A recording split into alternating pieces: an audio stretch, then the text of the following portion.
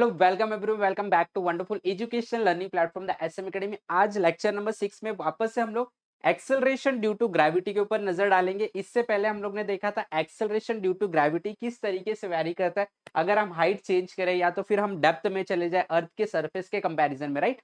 वैसे ही हम आज देखने वाले, अगर हम लैटिट्यूड के हिसाब से समझने की कोशिश करें कि एक्सेलरेशन ड्यू टू ग्रेविटी में क्या चेंजेस आता है, तो किस तरीके से हम समझेंगे, क्या उसके मैथमेटिकल एक्सप्रेशंस होंगे और किस तरीके से हम उसको समझने की कोशिश करेंगे। ये सारी चीज हम लोग डिस्कस करने वाले आज के लेक्चर में। तो हमारा ये तीसरा टॉपिक होगा एक्सेलरेशन ड्यू टू ग्रेविटी का, जहां पे हम देखेंगे what is the variation in acceleration due to gravity with latitude, right. Okay, तो इंपॉर्टेंट टॉपिक है, थोड़ा सा इसका कंसेप्ट थोड़ा सा अलग है, इसके लिए अच्छे से ध्यान देना, इस वीडियो को लास्ट तक देखना, साथ में नोट्स भी बना लो और इसके बाद एक बार ये लेक्चर हो जाएगा तो आप लोगों को अच्छी तरीके से प्रिपेयर करना है। Okay, so now without wasted time let us begin. Okay, तो यहाँ पे हम क्या करने वाले, देखो acceleration due to gravity with latitude, latitude की मदद से किस तरीके से एक्सेलरेशन ड्यू टू ग्रेविटी में वेरिएशन आता है वो समझेंगे। तो उसके लिए मैं क्या करने वाला हूँ, सबसे पहले हम क्या करेंगे, एक डायग्राम बना लेंगे। डायग्राम की मदद से समझना बहुत आसान हो जाता है, ठीक है। तो let's say this is the surface of the earth, ठीक है। ये अर्थ का सरफेस है, क्लियर। ओके, अब हमें पता है कि जो अर्थ है वो रोटेट होता है अबाउट ए पर्टिकुलर एक्सिस। तो मैं यहाँ पे वो एक्सिस बना देता हूँ, ये एक्सिस के अबाउट में अर्थ जो है वो रोटेट होगा, क्लियर है। तो ये एक्सिस है हमारा, इस एक्सिस के अबाउट में। ओके, तो मान के चलो कुछ इस तरीके से अर्थ जो है इस एक्सिस के चारों बाजू में रोटेट हो रहा है। Okay, clear. ओके, अभी यहाँ पे मैंने बता दिया कि मान लो कि ये अर्थ का रेडियस है कैपिटल आर, क्लियर। और एक ऑब्जेक्ट है, वो ऑब्जेक्ट यहाँ पे बैठा हुआ है, यहाँ पे एक पॉइंट पी है, मैं बोल देता हूँ यहाँ पे एक पॉइंट पी है और इस पॉइंट पी पे एक ऑब्जेक्ट बैठा हुआ है, ठीक है। तो अब देखो लैटिट्यूड का मतलब पहले समझ लेते हैं, what do we mean by latitude. तो अब यहाँ पे हम लोगों ने अर्थ की सरफेस पे एक रेफरेंस बनाया। आपको पता है ये वाला जो रेफरेंस होता है इसको इक्वेटर बोलते हैं, राइट है। ये इक्वेटर को रेफरेंस मानते जो कि 0 डिग्री मानते, और जैसे मैं इसके ऊपर जाऊंगा तो एक पर्टिकुलर एंगल में ट्रेस करते जाऊंगा, उस एंगल को, उस पर्टिकुलर स्ट्रिप को, यहाँ पे एक स्ट्रिप आएगा जो कि अर्थ के इक्वेटर से कुछ एंगल पे होगा और एंगल पे होगा और एंगल पे, ऐसे बहुत सारे स्ट्रिप आएंगे। देखो ऐसे एक सर्कल, एक लाइन बना दो, चलो लाइन बना सकता हूं मैं, राइट। जैसे ये एक लाइन बनाया तो ये लाइन देखो ये इतने एंगल पे, तो ये एंगल को मैं लैटिट्यूड बोल, ये जो लाइन होती है ना बेसिकली वो लैटिट्यूड होती है और उसका कुछ पर्टिकुलर एंगल का वैल्यू होता है, राइट। तो ये लैटिट्यूड की वजह से तो हम लोग बोलते हैं हमारे पास एक ऑब्जेक्ट है और वो जो ऑब्जेक्ट है वो इतने लैटिट्यूड पे बैठा हुआ है, ठीक है। तो ऐसे मैं बता देता हूँ कि ये रहा और वो इतने लैटिट्यूड पे, कितना, ये एंगल मैंने बता दिया, थीटा डिग्री इक्वेटर से ऊपर है, ठीक है। तो ये एक पर्टिकुलर एंगल, ये अलग एंगल, ये अलग अलग एंगल, राइट। तो एक पर्टिकुलर एंगल थीटा पे वो बैठा हुआ है। तो इस ऑब्जेक्ट के ऊपर कितना acceleration due to gravity act कर रहा है ये हमें पता लगाना, ठीक है। अच्छा, अब देखो क्या होगा, यहाँ पे बता दिया जाएगा कि ये वाला जो लेंथ दिख रहा है वो रेडियस होगा अर्थ का, ये लेंथ भी आपको पता है रेडियस होगा अर्थ का, करेक्ट है ना। ओके, अब जब अर्थ रोटेट करेगा, ठीक है, तो ये पार्टिकल जो बैठा हुआ है, मैंने आपको बताया ये पार्टिकल ऑब्जेक्ट है, पर्सन है, कोई तो बैठा हुआ है, ये तो ऐसे ही रोटेट करेगा ना, क्योंकि अर्थ भी तो ऐसे ही रोटेट कर रहा है। तो ये पार्टिकल भी देखो ऐसे रोटेट करने वाला है, ये ऐसे, करेक्ट है। मतलब ये पार्टिकल का जो सर्कल होगा, उस सर्कल का जो रेडियस होगा, राइट, उस सर्कल का जो रेडियस होगा वो सर्कल का रेडियस ये होने वाला है, एम आई राइट, ये होने वाला है ना। ये पार्टिकल इतने सर्कल वाले रेडियस का, या तुम बोल सकता हो इतने रेडियस वाले सर्कल का ट्रेस करेगा, राइट। तो इस पार्टिकल के लिए जो सर्कुलर मोशन होने वाला है उसका रेडियस इतना होने वाला है, जो कि मैं बोल देता हूँ स्मॉल आर है। कितना है वो, स्मॉल आर, क्लियर हो गया। चलो कोई प्रॉब्लम नहीं। अगर ये एंगल थीटा है तो आप देख सकते हैं दोनों पैरेलल लाइन है, ये ट्रांसवर्सल है, इसके लिए ये भी एंगल क्या हो जाएगा, थीटा हो जाएगा, क्लियर। ओके, अब यहाँ पे जब भी आप लोगों को पता है कोई ऑब्जेक्ट सर्कुलर मोशन करता है किसी ऑब्जेक्ट के ऊपर बैठ के, जैसे अर्थ के ऊपर बैठा हुआ है, अर्थ रोटेट हो रहा है, तो ये ऑब्जेक्ट जो है ये एक फोर्स एक्सपीरियंस करेगा, सबको पता है, जिसको बोलते हैं सेंट्रीफ्यूगल फोर्स। और वो जो फोर्स होता है उस फोर्स का डायरेक्शन भी हम लोगों को पता है, उस फोर्स का डायरेक्शन क्या होता है, उस फोर्स का डायरेक्शन होता है अवे फ्रॉम द रेडियस। तो ये इधर एक सेंट्रीफ्यूगल फोर्स एक्सपीरियंस करेगा पार्टिकल, और सेंट्रीफ्यूगल फोर्स का फॉर्मूला क्या होता है, एम आर ओमेगा स्क्वायर। तो इतना फोर्स ये पार्टिकल इस डायरेक्शन में एक्सपीरियंस करने वाला है, करेक्ट हो गया, समझ में आ गया इतना बात, चलो एकदम सिंपल। ओके, बट अब हम लोगों को देखने का है कि ये जो पार्टिकल पॉइंट पी पे बैठा हुआ है इसके ऊपर टोटल फोर्स कितना काम कर रहा है, ठीक है। क्या टोटल फोर्स कितना काम कर रहा है, तो हमें पता है एक फोर्स तो इधर है, और अब हमें पता है कि यहाँ पे ये जो सेंटर है अर्थ का, और ये जो पार्टिकल, ये दोनों के बीच में ग्रेविटेशनल फोर्स काम कर रहा है, और हमें पता है ग्रेविटेशनल फोर्स का ही मतलब वेट होता है पार्टिकल का, राइट। तो ये पार्टिकल का जो वेट होगा, जो कितना होता है, mass into acceleration due to gravity, right है। और यही तो किसके बराबर होता है, GMM अपॉन आर स्क्वायर, बराबर है ना। ग्रेविटेशनल फोर्स को ही तो वेट बोला जाता है। तो ये पार्टिकल के ऊपर जो ग्रेविटेशनल फोर्स काम कर रहा है, या तो ये वाला बता दो, या तो ये सेम होता है दोनों, राइट। तो यहाँ पे हम बोल सकते हैं कि ये जो पार्टिकल है, ये पार्टिकल इस अर्थ की सरफेस पे इस डायरेक्शन में अपना वेट लगा रहा है, और वेट कितना लगाएगा वो भी सबको पता है, m/g। ठीक है, यहाँ पे हम लोग अभी बताते नहीं तो थोड़ा सा कॉम्प्लेक्स हो जाएगा स्ट्रक्चर, तो यहाँ पे लिख के बताएंगे, ठीक है। यहाँ पे बता देते, कंसिडर, इसके बारे में लिख देते, consider an object of mass, ये ऑब्जेक्ट है, मास क्या है, m, at a point p on the surface of earth, clear.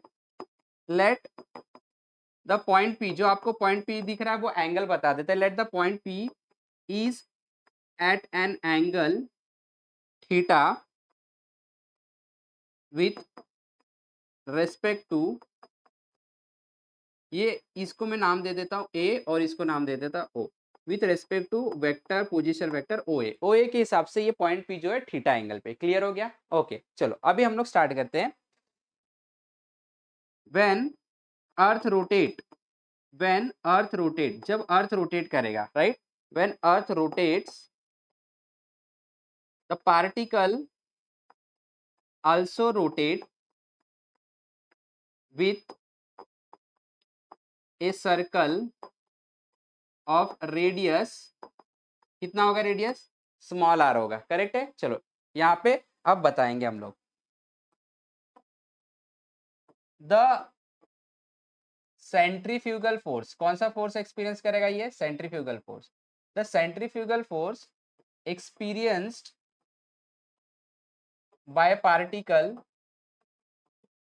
Eight point P, जो पार्टिकल पॉइंट P पे बैठा हुआ है, देखो यहाँ पे जो पार्टिकल बैठा हुआ है, सेंट्रीफ्यूगल फोर्स कितना एक्सपीरियंस करेगा, वो एक्सपीरियंस करेगा centrifugal force is equal to mr⍵², बराबर है। ओके उसके बाद the weight of the object acting on surface of earth, on surface of earth, earth की सरफेस से अपना वेट कितना लगा रही है पार्टिकल, तो वो वेट लगाएगा W, यानी कि force is equal to mass into acceleration due to gravity, correct. Okay चलो, तो टोटल फोर्स कितना काम कर रहा है इस पॉइंट पे, टोटल फोर्स कितना काम करेगा, दो फोर्स दिख रहा है, एक तो यहाँ पे एक फोर्स काम कर रहा है, और एक यहाँ पे एक फोर्स काम कर रहा है, mr⍵², और यहाँ पे काम कर रहा है mg, करेक्ट है। यहाँ पे सेंट्रीफ्यूगल फोर्स, यहाँ पे इस ऑब्जेक्ट का वेट काम कर रहा है, राइट है, तो mg, तो टोटल फोर्स कितना हो गया, यही दो फोर्स तो दिख रहा है। बट हमें पता है कि फोर्स एक वेक्टर क्वांटिटी होता है, और वेक्टर क्वांटिटी को ऐड करने के लिए टोटल निकाल रहे हैं ना, टोटल फोर्स कितना काम कर रहा है इस पार्टिकल के ऊपर। तो जब हम लोग टोटल फोर्स की बात करते हैं तो आपको फोर्स ऐड करना होता है, और हमें पता है फोर्स एक वेक्टर क्वांटिटी है, और वेक्टर क्वांटिटी को ऐड करने के लिए, वेक्टर क्वांटिटी को ऐड करने के लिए दोनों वेक्टर एक लाइन में होना चाहिए। तो आप देख रहे हो mg इधर काम कर रहा है, वेट इधर काम कर रहा है, और mr⍵² इधर, तो ये लाइन में तो नहीं दिख रहे मुझे, लाइन में का मतलब एक लाइन में रहना चाहिए ऐसा, राइट। तो फिर कैसे होगा, तो इसका मतलब है कि यहाँ पे जो आप लोगों का सेंट्रीफ्यूगल फोर्स है, ये अपने दो कंपोनेंट बनाएगा, एक यहाँ पे बनाएगा और एक यहाँ पे बनाएगा, बात समझ में आ गया, कंपोनेंट बना लेगा ये, राइट। अब कंपोनेंट अगर बना लेगा तो क्या होगा, जरा देखो ध्यान से, अगर ये कंपोनेंट बनाएगा तो यहाँ पे देखो ये एंगल थीटा दिख रहा है आप लोगों को, अगर ये एंगल थीटा है तो ये भी एंगल थीटा हो जाएगा, ये थीटा हो गया तो इसका कंपोनेंट हो जाएगा mr⍵² cos थीटा, और ये वाला जो कंपोनेंट है ये हो जाएगा mr⍵² sin थीटा। सबको पता है जहां पे थीटा होता है वो कंपोनेंट कॉस के फॉर्म में चले जाता है। अब देखो mr⍵² cos थीटा और ये वाला वेट mg, ये दोनों लाइन में आ गए, यस, मतलब यही दोनों इसके ऊपर काम कर रहे हैं, ये वाला और ये वाला काम नहीं कर रहा है, ये और ये वेट लाइन में तो नहीं है, तो मतलब ये ऐड नहीं हो पाएंगे, तो ऐड कौन होगा, इसका कंपोनेंट ये वाला, तो ये दोनों फोर्स इसके ऊपर काम कर रहे हो, टोटल फोर्स बना रहे। 10 यहाँ पे मैं लिखूंगा 10 net force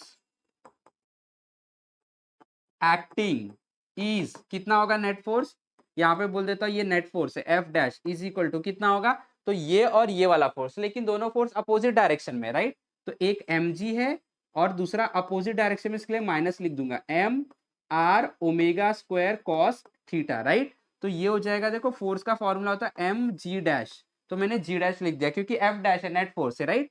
is equal to M G plus minus minus हो जाएगा M R omega square cos theta, right. M M M cancel हो जाएगा और आपको मिलेगा G dash is equal to G minus, right, G minus R omega square cos theta. Clear हो गया। ये वाले फॉर्मूले से भी आप निकाल सकते हो एक्सेलरेशन ड्यू टू ग्रेविटी कितना होगा उस पॉइंट पे, या तो फिर अब देखो जरा ध्यान से, हम लोग क्या करते हैं थोड़ा सा और इसको आगे सॉल्व कर लेते हैं, ठीक है। यहाँ पे मैं कैसे सॉल्व कर रहा हूँ, देखो फ्रॉम डायग्राम, डायग्राम में इन ट्राइंगल, एक ट्राइंगल देखेंगे हम लोग, ये ओ ए और ये P, O A P triangle में देख लो, नहीं ओ ए पी नहीं लेंगे, इसको नाम दे देता हूँ टी। तो ओ पी टी, ये पी पॉइंट है, ओ पी टी, ठीक है। In triangle O P T अगर आप लोग कॉस थीटा फाइंड करोगे तो आपको क्या मिलेगा, कॉस थीटा, देखो ये थीटा है, तो opposite sorry adjacent small R upon hypotenuse capital R, तो small R upon capital R, right है। आर को उधर भेज दो, ये जो आर है कैपिटल आर इधर भेज देता हूं, तो देखो क्या हो जाएगा, ये हो जाएगा R cos theta is equal to R. Clear है। तो मैं क्या करने वाला, इसको इक्वेशन 1 बोलने वाला, इसको इक्वेशन 2, और आर की वैल्यू इसमें सब्स्टिट्यूट करूंगा तो मुझे मिलेगा फ्रॉम इक्वेशन 1 एंड 2, राइट। ठीक है। देखो क्या मिलेगा, G dash is equal to G minus R, R की वैल्यू रख दो आर कॉस थीटा, इसके साथ मल्टीप्लाई हो जाएगा तो क्या हो जाएगा कॉस स्क्वायर थीटा। और ये जो फॉर्मूला हम लोगों को मिला, ये फॉर्मूले से पता चलता है एक्सेलरेशन ड्यू टू ग्रेविटी किसी भी लैटिट्यूड पे कितना होगा, ठीक है। लैटिट्यूड का मतलब एंगल, कोई भी एंगल पे कितना होगा, राइट। चलो कंडीशन देखेंगे इसके लिए, ठीक है। ये फॉर्मूला तो बन गया। अब कंडीशन केस नंबर 1, एट पोल, अगर आप पोल पे हो तो क्या होगा देखते। अगर पोल पे होगे तो आप लोगों को पता है थीटा की वैल्यू तो 90 डिग्री होगा, पोल इसे बोलते हैं। तो देखो इक्वेटर रेफरेंस होता है, ये क्या है 90 डिग्री, राइट। तो फिर यहाँ पे अगर आप बैठे हुए हो, यहाँ पे बैठे हुए, तो आप लोगों का एक्सेलरेशन कितना होगा, तो आप लोगों के ऊपर एक्सेलरेशन काम करेगा, देखो जी माइनस कॉस 90, कॉस 90 कितना होता है, कॉस 90 जीरो होता है, पूरा टर्म जीरो हो गया, तो ये पूरा टर्म जीरो हो जाएगा, राइट। तो जी माइनस जीरो, तो जी डैश इज इक्वल टू क्या हो जाएगा जी, इसका मतलब पोल के ऊपर एक्सेलरेशन ड्यू टू ग्रेविटी वही होता है जितना अर्थ के ऊपर होता है 9.8, ठीक है। केस नंबर 2 देखो, इसको थोड़ा सा मैं जगह बना लेता हूँ, इसको यहाँ पे कर देता हूँ, ठीक है। केस 2 देखो, एट इक्वेटर, इक्वेटर पे थीटा का वैल्यू क्या होता है, theta is equal to 0 degree, बराबर। यहाँ पे जीरो रखूंगा तो कॉस जीरो क्या हो जाएगा 1, तो ये टर्म 1 हो गया, तो हमें क्या मिलेगा, G dash is equal to G minus R omega square. तो देखो ये क्या बता रहा है, ये बता रहा है कि अगर आप इक्वेटर पे हो तो एक्सेलरेशन ड्यू टू ग्रेविटी जो अर्थ के सरफेस पे होती है उसमें से कुछ टर्म देखो क्या हो जाता है, माइनस हो जाता है, मतलब कम हो जाता है, मतलब 9.8 से कम हो जाता है इक्वेटर पे। तो सबसे ज्यादा वैल्यू आपको पोल पे मिलेगा 9.8, जैसे जैसे आप नीचे आओगे तो आप लोगों का एक्सेलरेशन ड्यू टू ग्रेविटी का वैल्यू जो है वो डिक्रीज होने लगता है। क्लियर हो गया। तो आई होप कि सब लोग को बात समझ में आ गया। ये डेरिवेशन था विथ लैटिट्यूड, किस तरीके से acceleration due to gravity latitude के हिसाब से वैरी होता है। तो इसे अच्छे से आप प्रैक्टिस कर लो। अगर वीडियो पसंद है तो फटाफट लाइक कर देना, शेयर कर देना, चैनल पे नहीं तो सब्सक्राइब करना और नोटिफिकेशन बेल को प्रेस करना नहीं भूलना, बिकॉज बहुत सारे अपडेट्स आते रहेंगे, बहुत सारी चीजें आपके लिए आते रहेंगे, स्टडी मटेरियल आपके आते रहेंगे, उसे मिस नहीं करना। इसके लिए नोटिफिकेशन बेल को फटाक से हिट कर दो, हमारे साथ जुड़े रहे, सीखते रहे। Have wonderful day, have wonderful learning. Thank you very much.